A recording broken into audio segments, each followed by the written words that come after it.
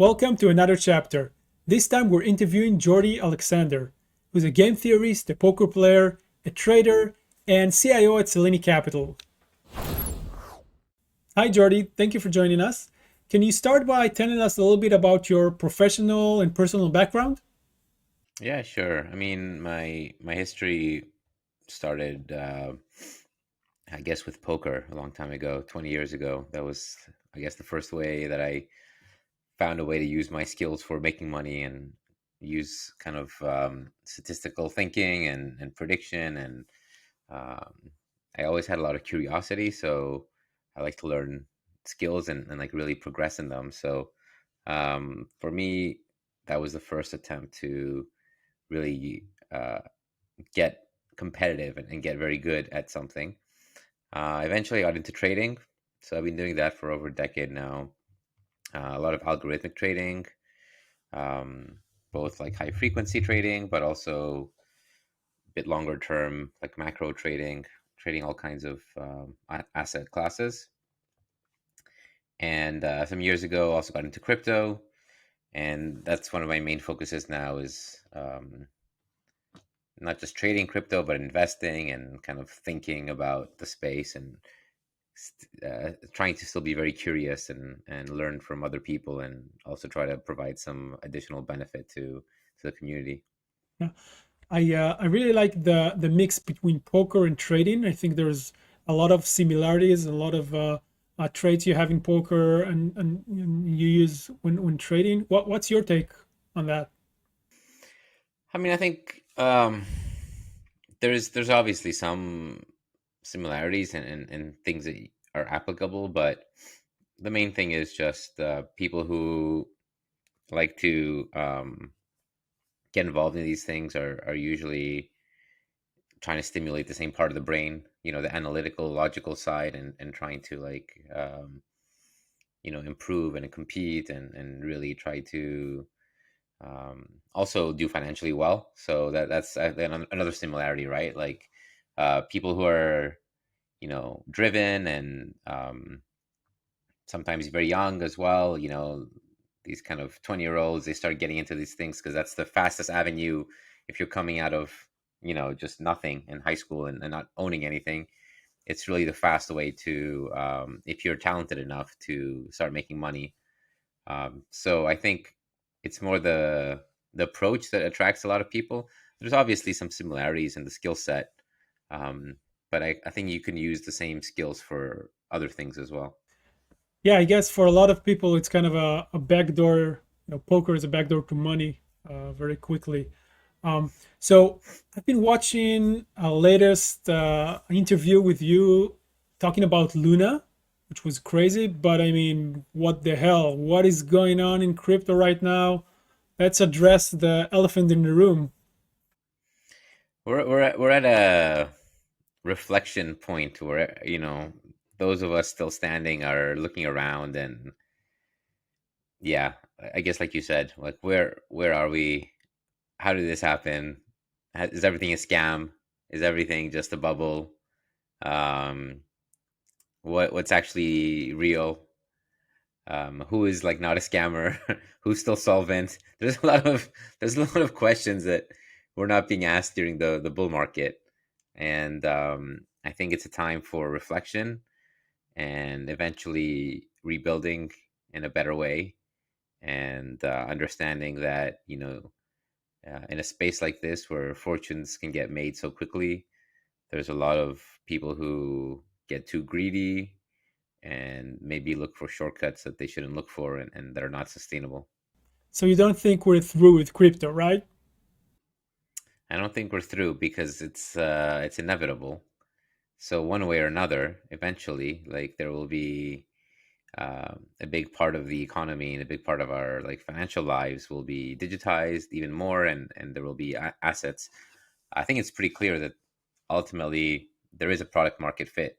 Um, people want to have assets digitally, and they want to have potentially something outside of their fiat currency that they're locally attached to, um, for many reasons. But given that it's such a strong market fit as a product, It's just a matter of finding the right combination of how to do it right.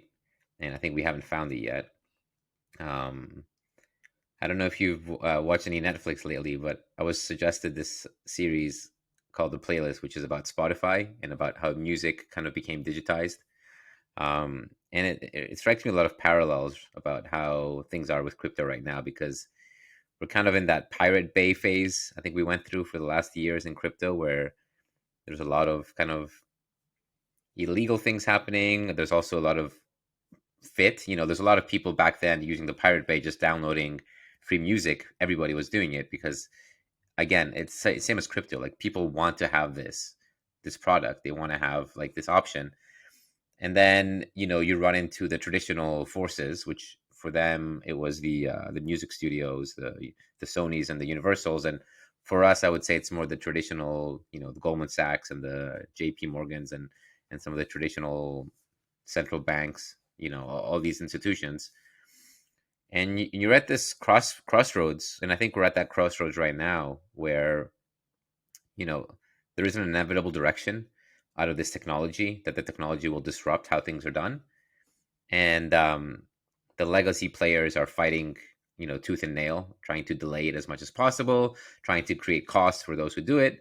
So there's people who do stuff, and maybe it's kind of shady and illegal, and sometimes it's not working properly. um, and ultimately, what Spotify did, and hopefully what can start happening in crypto as well, is that there will be people that start to bridge the worlds between, like, the traditional world and this like new digital world, and find ways and products and solutions that are um, you know keeping the appeal, just like free music had this appeal, but then also making the model and the economics and the safety and the regulation of it sustainable. So, what's your prediction for the crypto markets in terms of midterm and long term, maybe Bitcoin and Ethereum? And what do you do when the markets are so bearish?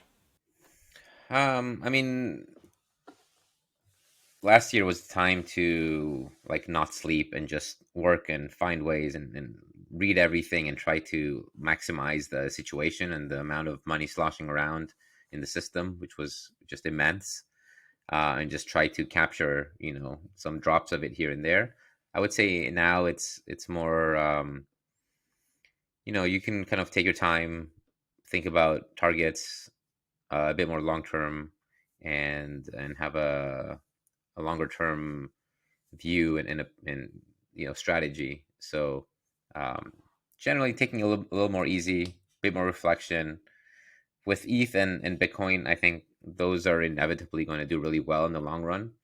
The reason I say that is, um, there's like this thing in economics where you have like demand and supply, and you have these curves, and the market price is where they intersect.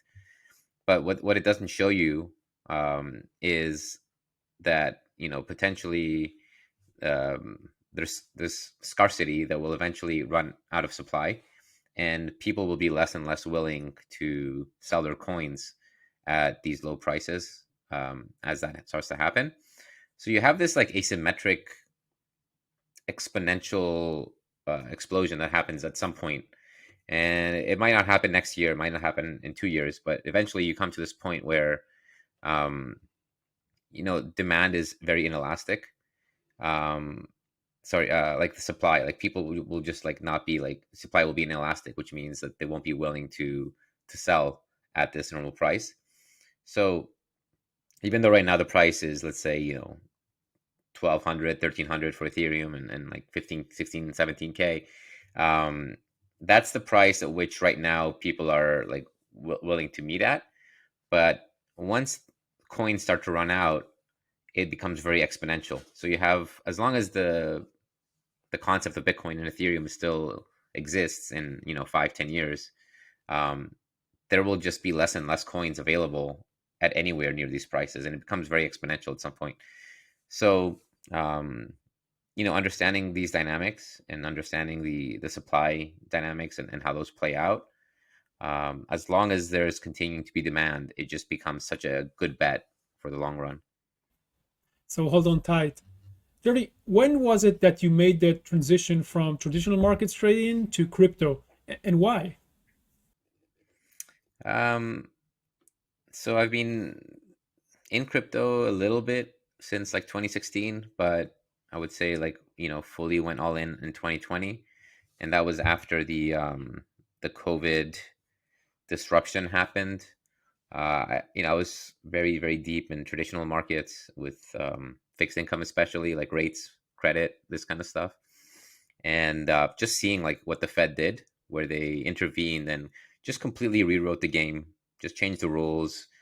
You know, in the COVID situation was a situation where, for example, like junk bonds, which is like low credit bonds, were obviously supposed to collapse. Like if you're short junk bonds, there was this big bubble in bonds in credit, and COVID was exactly the situation where if you're short, you should do really well. You should make money. Like it's obvious. Like no one is able to pay anything. Like that's the you hit the jackpot. And of course, the Fed just stepped in because they didn't want there to be a recession, and they said that they're just going to buy everything themselves. They're just going to buy junk bonds, which is insane that the Fed is buying junk bonds. They're basically like choosing winners and losers.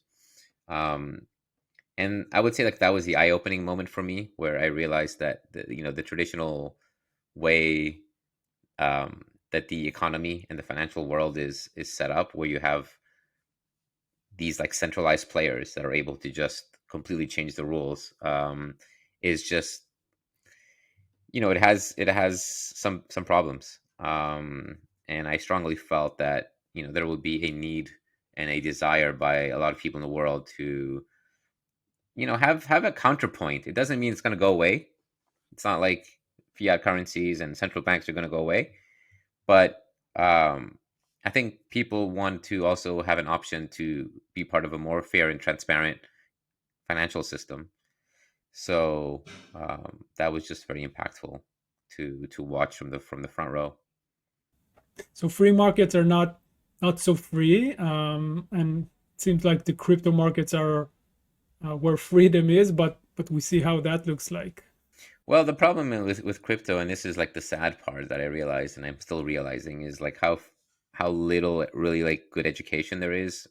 Even like sophisticated people who are in the space full time, a lot of them don't really understand a lot of the basics and kind of financial basics of these things, and why they work and why they don't work and what can go wrong. We're having to like relearn a lot of the lessons that traditional finance learned for decades, and we're learning them in a very accelerated timeline. Like everything is happening, 1 year is like maybe a decade of normal speed. So we're learning the lessons, but there are a lot of lessons to learn. So how come so many institutional investors miss that, what you call it, like that shit show that was FTX, Yeah, and put so much money into it? yeah, it's funny. I mean, I have talked to most of them. um it's a combination of a few things. I think on the one hand, there was like a real desire to invest in the space because, like I said, like people realize that this digitization, like this thing is happening. There is a demand. So these traditional institutions, they don't have many options for what to invest in. They can't just buy Bitcoin or buy Ethereum. Like they have to follow certain processes. They have to maybe buy equity in certain companies, and there's not that many that are investable on their size. They need something really big. Um, so it starts from there. It starts from like they don't have many options, and they want to get a piece of something. So that's the first piece. The second piece is like the product was actually good. Like there was something there. It wasn't like all one pure scam. It wasn't like Theranos where the thing doesn't work. The product doesn't work. It was an actual functioning, well designed exchange that had all these collateral, multi currencies, all these things going on. So um, due diligence on that side, I think was fine. I think I've talked to a lot of the investors. They did a lot of due diligence on the licenses and the legality. They want to make sure that like legally you can operate in these jurisdictions, and that what they're doing legally in terms of offering these products is also okay. So they did that due diligence. Cool. So another tick mark. And then, I think the really big problem comes with the Alameda situation, where they're not just trying to run an exchange. They're also not supposed to be, but SPF himself was the founder of Alameda. Alameda is still existing. They're still intertwined and involved. And I think where it all fell apart was like there was not enough due diligence done on the role of Alameda, how that could impact like solvency or impact, let's just say, like the incentives. It could impact the incentives because you have a real business. Like, you're running a business, you found a business, your focus is on that business doing well, and you want to keep the reputation, you want to keep the customers safe. But if at the same time you have a hedge fund that's making even more money and is managing, more assets, and that one starts to need some help, your incentives are kind of not clean, right? So I think that's what they missed, and maybe a lot of it was just SBF, you know, convincing them that this was not a problem when it was. Yeah, I wonder where that's going. Do you think anyone would see, their money back? Maybe some of it? I mean, there's always some money back. Um, the question is what percentage will get recovered. People initially were extremely pessimistic. I think if people do their jobs right, and if the U.S. jurisdiction manages to win over the Bahamas one, and I know there's these fights going on, then there can be a decent amount seen back. A good case scenario could be like 30%.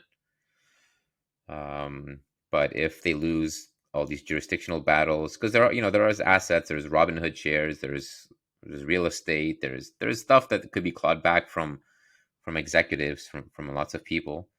If they manage to do it, then we could see some clawbacks that amount to 30% or so. But the bad case scenario is it just ends up being like 5 cents. So we know that game theory is big part of your history and your background. What can new traders and investors learn from game theory and apply to their trading strategies? Um, the main thing about game theory is like the equilibrium, like trying to identify like what the equilibrium is, and how to find like asymmetric risk reward situations, and ultimately that's what trading should be, and that's what trading is at its best, is finding these like asymmetric risk rewards. um so for me as a trader, like my focus is very much, you're not going to win every trade, but if your downside is very small, and you have a good upside, and the market is not pricing it properly, you can make the markets more efficient. So it's important to like build experience, and realize when you're putting too much risk, when you can get blown out, things can be dumber for longer than some people can stay solvent, so you have to stay solvent during it. One of the problems I was having during the bull market was trying to short anything at all, even if it was clear junk that was vapor, pure vapor. It could just go up so much that at some point, like you're scared, you're getting scared of getting liquidated, even if you've been very conservative in your position sizing. um and I mean, a lot of the things that I was shorting at the time, um I mean, I can list like 20, 30, 40, 50 of them, but I look at the prices now, and they're all down, 95 plus percent from the point at which I was shorting. But I was still very close sometimes to to getting blown out. So I managed to never get liquidated, but um, you know, building experience with position sizing, and realizing that there could be other players that are just acting in a way that the equilibrium might take a while to come about. So you have to figure out your time horizon. Yeah, for those who don't realize, when you short, you can actually lose more than you invested. Let me ask you: do you have some war stories you can share with us? Maybe one of the biggest mistakes you've had in trading. Um, I mean, worst mistake. There's been many mistakes. On the short side, especially, like the worst one was probably shorting Doge at like 1 cent. Um, that was a near death experience. So before like Elon, yeah, but before Elon really started pumping it, it was for a very long time, for months and months. It was it was like half a cent or zero point 0.4 cents, and then there would be these online chat groups, and they would say like, "Oh, Doge to 1 cent, Doge to 1 cent," and they would pump it. And as soon as they get there, I guess some people are taking profit. The meme goes away because it's already 1 cent. So then you could just short it. So every time it would go to 1 cent, I would short it, and it would go back down, and you make a lot of money. And then one time I shorted it, and I think Elon said something about it, that he was supporting it or whatever. I don't know. And it just went to 8 cents overnight. Um, and I was down, yeah, like millions. It was really scary. So then I was actually not sure what to do. I mean, I could keep adding margin, but at some point, like you just like you don't know like how much are you really willing to lose. And thankfully, like some people took profit, and it went back to 3 cents or 3.5, and I just got out. I'm like, I'll just take the loss. I still lost a lot, but I'll just take this hit at 3 cents, and then I think like 2 weeks later it was at 20 cents. So good thing I got out. That would have been painful. Yeah, that's why this is the best question. You should always hear the most interesting stuff. And on the flip side, do you have a success story that you can share with us? The best trade I guess I made during the bull market was trading Solana. I I initially got in at $2, and I sold at 6 because coming from traditional markets, if you get a 300% return, you're like very happy. You're like, okay, good trade. Like let's move on to the next trade. But then I really started to feel like a narrative building, that there was a need for an alternative to Ethereum, and people who missed Ethereum were wanting to do something. And Ethereum wasn't very neutral. It was trying to be money, compete with Bitcoin, and maybe there was a space for like a pure smart contract play. So I actually rebought, which was painful for me to do because I never do this, but it was the first time I did this. Even though I sold at 6, I rebought at 20, um, which I would not normally do, but I just felt like this is a situation to do it. And I actually went in pretty heavy and timed it well, and sold at 250. So that was a fantastic trade. I went to the Solana conference in 2021, about a year ago. I went to Lisbon, and I had my entire position. It was a very large percentage of of assets at that time because it had gone so big. But I looked around, and went to the parties, and talked to people, and I just felt like this has to be the top. You just get this feeling like, this is the top. Like this is getting crazy. They were having these insane mansion parties, like just thousands of people, and it was just it was a bit out of control. So I just said, okay, like it's a fun party, but I'm just gonna get out here. So I sold everything, and that ended up being my best trade of the bull market. Amazing, amazing. And what are the variables you look for when you analyze the markets? Do you look for fundamentals, technicals? I mean, for me, I'm a little bit of a fundamental investor in general, so I like to know the fundamentals very well. I like to consider the actual like market cap and fully diluted value, and really like check the numbers and if they make sense. I think a lot of people, like retail traders, the biggest mistake they made is they think, good coin buy, bad coin sell, or short. and they don't realize that like price is what matters. And I don't know if it's Warren Buffett or who was it that said that, would rather just buy a, a a bad company at a good valuation than a good company at a bad valuation. So um, they have a lot of bias in terms of looking at valuation. It's just the cost of the coin without thinking about how many coins there are. So Bitcoin had this problem where the price got so big, it just people think it's expensive, but it's not expensive. There's no such thing. You have to not look at the price of a coin. There's not many coins. there's there's very few coins. Like not many people in the world can have a coin.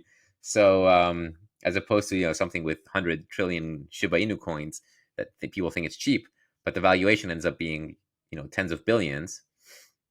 So I'm always checking the fundamentals, if you want to call it that, which is what's like a normal fair value for this type of thing, compare it to a lot of other products, a lot of other comparables, and see if it makes sense where it is. So I start there.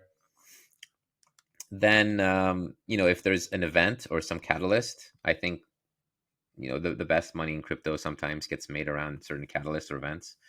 um, there's some announcements or conventions or some upgrades or just some new backers that are pumping something and really getting behind it. So I care more about these things. I don't look at TA too much. I'm not really a technical chart trader myself. um, I like to trade on catalysts, on fundamentals, and I'm happy to be patient. I think there's very few people who trade like me in terms of not having a time horizon, but more of a price horizon. So I don't care if it takes like a month or 2 months or one day. If I think it should move by 50%, I'll just wait for it to happen, and when it happens, it happens. So I don't really think about it in terms of what's going to happen tomorrow. So obviously something you've dealt with a lot, I guess. The emotions and stress of trading. How do you deal with this? How do you keep emotions out of it? I would say the stress is the hardest part of my life, and has always been the case with really trying to grow and push the envelope and get better and find the limits. I value growth about everything, and inevitably it comes with a lot of stress because I'm very frequently, the first time I lost like $10,000, I remember just like this awful feeling in my stomach. And then, the first time I lost $100,000, I needed to like walk it off for like 4 hours and just try to like calm my nerves. And the first time I lost $1 million, I think that one I was just more kind of like amazed that I was able to lose that much. That it's like you know you're able to do that. Um, and then now I've lost over $1 million countless times. I can't even remember how many days I've had like more bigger losses than that. Um, I would say like it kind of gets old. Like you figure out how to deal with it to a certain extent. Um, Although like at some point there's always like a bigger number that you haven't seen before. I've lost like $5 million in a day, and then you're just like um, having to deal with that. Um, I think now, obviously, like losing 100K wouldn't even stress me out. So I've just decided to kind of keep my tolerance levels um, stretched, and I think that's one way to deal with stress, because eventually, the normal stuff stops bothering you. You find ways to think about it. The most stressful part is thinking about things not as a game.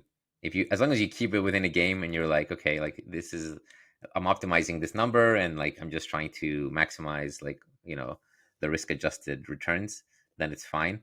If you start thinking like there's friends I have who their entire family can live off this for 10 years, or whatever it is, then it starts to like fuck with your head, and that's a problem. It becomes very stressful. So you have to stay in game mode if you're actually going to be playing a game, but not game mode where you don't consider the downside and the risk. You have to be very serious about that as well. Um, I think now finally, so I'm 38 now. I think after a lot of the battles I've had and a lot of the swings, I've gotten a lot better at not getting stressed. And the fact that I'm still kind of doing well and surviving in every year is kind of is a positive year after so many years. Kind of relaxes me. Finally, I think finally I've gotten to the point where I'm not as stressed about it. I just think like things will work out. Nice, nice. I kind of wish for you to be in a position where you lose $1 billion, right? Yeah. Yeah, it's funny, right? Like in a way it's like it's a good thing. Like I remember the first time I realized I must be doing well. Some years ago I was doing some accounting, and I realized that I do this accounting like, every 6 months or something, just to see kind of, where's all my assets and what's going on. And I did it. This was before COVID, but I remember at the time I did it, and I realized that I had made a mistake, and I had $1 million less than I thought I did. I had just like made some error somewhere, and I double counted something. So my idea of my like net worth was like $1 million. The reality was $1 million worse, and I didn't know how to feel. I was like, I'm not as rich as I thought, but it means that I didn't even notice $1 million was missing. Like I didn't even realize that it's not there. So maybe maybe it's a good thing. Like maybe it means things are going well. Like I can't imagine not realizing that when I was 25 and I didn't even have that much money. Um, so if you're in the business of taking risk and making decisions that sometimes go well and sometimes don't, yeah, it's kind of a blessing that you're able to take losses and have gotten high enough where you can take those losses.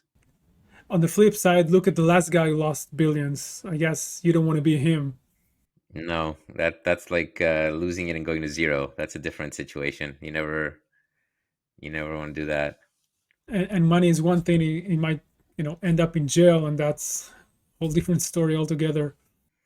Yeah, not. I mean, it's everything, right? Like not just jail. I think the reputational loss and the community and the society, because you become infamous, and people will recognize you on the street. People will take pictures of you in the cafe. People will, it's even without jail, like it's just such a negative Yeah, position to be in. yeah, yeah. So a lot of people discovered trading and investing, especially in the last 2 years since COVID started. What kind of advice you can provide these new investors? So, I mean, first of all, if you're going to be spending a lot of time trying to trade, you should know what you're trying to do. Like, are you trying to just make a living by trading back and forth? Are you just trying to invest your own money long term, where you're just sort of making sure that you're creating returns for yourself in a more investing way? There's just such a huge difference between investing and trading. If someone is not just trying to manage their own money, but they're trying to trade very actively and find edges and find inefficiencies in like the microstructure of the market, that's fine. There's people who can do that, but I would say that if you're doing that, make sure that you know what your edge is, and can really like quantify and be more systematic about that edge, and understand where it's coming from. Um, I saw this with poker players. I'm friends with so many poker players that we were all playing professionally, and some of them were very process oriented, and they would every day they would write down how much they made or lost, and where they played and how many hours, and try to keep track of what they were doing, and they try to put rules upon themselves, how much they can lose in a certain time period, and before changing their stakes. And then a lot of the other ones, even the most talented people in the world, they would suffer from just not playing their A game all the time, and getting into like the games they shouldn't get into where they don't have an edge. And I would say the same thing in trading. Like, even if you have talent, you can blow up very easily if you're just relying on that talent. So the most important thing is to have a process. So maybe for last question, not the trading advice, but what is your take about the bottom? Are we at the bottom? Um, when are we going to start the next bull run? So I think we have um, maybe a little bit more to go. Not like a lot more. I don't think that we're gonna see like a down 50% from here or something like that. Um, at the same time, it might take a while before we start climbing back. Um, I can't see a way that we immediately, like, who's gonna come in and buy everything right now. It's gonna take some time. So we might not be at the bottom. It could be like a rounded bottom. I don't think it's gonna be like a sharp V bottom. I think it's gonna be like a slowly drawn out bottom over like 2023. It could take 3 to 6 months really to round out. We could see like an extra 20% downside. Um, I think there's a lot of people that are gonna buy the round numbers. So like $1,000 ETH. I think there's a lot of money that will come in there. I don't think Bitcoin can get below 10K at all. I think it's maybe like maybe if there's some catastrophic thing that happens, like Grayscale gets opened up or Michael Saylor gets liquidated or something like that, then we could see some temporary dislocations. Um, I'm personally not in a huge rush to go gig along. I will get gig along at some point when at some point next year. It's very likely I will get gig along. Um, I'm not I'm not ready yet. Well, that's it. Thank you very much, Jordy, for joining us today. We really appreciate it. Thank you, Shahar. And thank you for joining us today and watching. Until next time, trade responsibly. Good day.